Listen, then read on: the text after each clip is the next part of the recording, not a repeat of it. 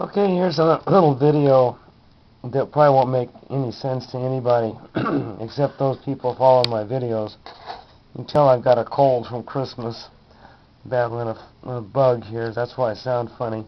Anyway, one of my commenters told me about this Joe Tate's ambient power module, and it is a circuit that is supposed to be to receive a radio frequency energy off of an antenna and then connected to the ground using a voltage amplifier. You can use it to charge. It's very, very, very small amperage, but I wanted to give it a try and apply it to my little candle light, my CFL candle light, and it did work. And there's the circuit right there. It's some capacitors and diodes, which bumps the voltage up, voltage amplifier. And what I've done here is I've got the voltage regulator hooked up to the battery pack, and then I'm running this at about 20 milliamps, about 6-7 volts on these two little transistors, and then running this modified CFL off of an ignition coil. Now what I added here was a little coil of wire at the bottom of that fluorescent tube to pick up the high voltage that's leaking out of that tube when this fires. Now the bottom coil here is the same gauge, 33 turns. This is about 17, 18 turns up here. But that's what I pick up my signal to trigger the little transistors here with. And I found that very effective to pick up a signal to get this into self-oscillation. But what I've done now is I'm picking up lost energy that's coming off of this system. It's not affecting the draw on that, but I'm capturing it over here. And I'm going to show on this meter the energy that's being captured in these capacitors here. I'm also going to show it on the scope here. Okay, everything's turned off. This is shorted out right here. And this, of course, is the amperage draw. This is amperage draw. I'll plug it in now.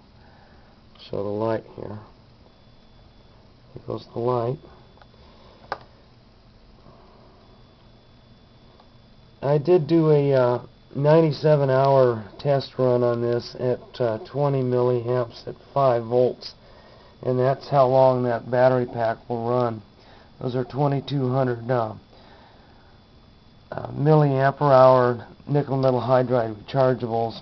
I've got this dialed up a little bit more, but it's 20 milliamps, and that is true reading. That's not phony. That's exactly what that is.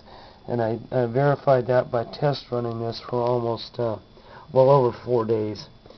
Okay, now what's going to happen here is I'm going to release the short here and watch the voltage now go up on the capacitors in this circuit. This is an energy recovery circuit that I've added to the system. Now this looks more spectacular than it really is. Voltage is climbing rather rapidly, but there's very little amperage on it. It won't even light up an LED at this point. But it does show a way to gather energy back off that system. There's the waveform right now. I have a little trouble stabilizing it. Let's see if I can do it here. And that's the signal, what that looks like on this system. Now another thing I can do is show you something very interesting. I'm going to turn this down to 0. Actually, it's just going to be under 10 milliamps is what's going to happen.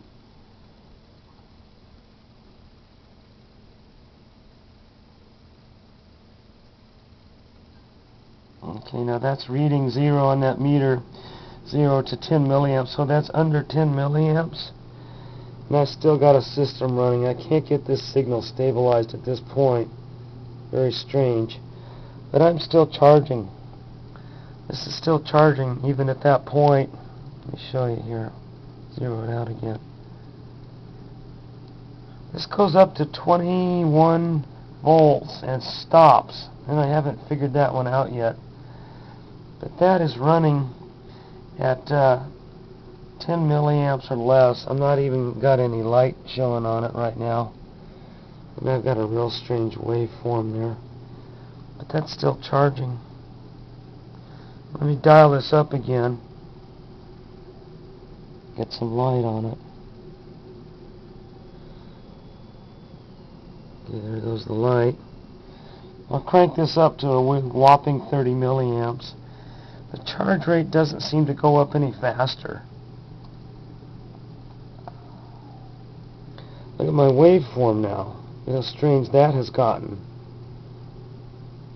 Anyway, there's some very strange things happening with this system now that I have a charging system on it. Now, I've already tried to put it back into the dry battery. No, you can't do that. This is what's called an open loop system. You have to leave an open end and capture this on an open end side. If you try to put it back into the dry battery, it kills the system. Anyway, that's the latest with my little CFL Table Candle. Very fun little project.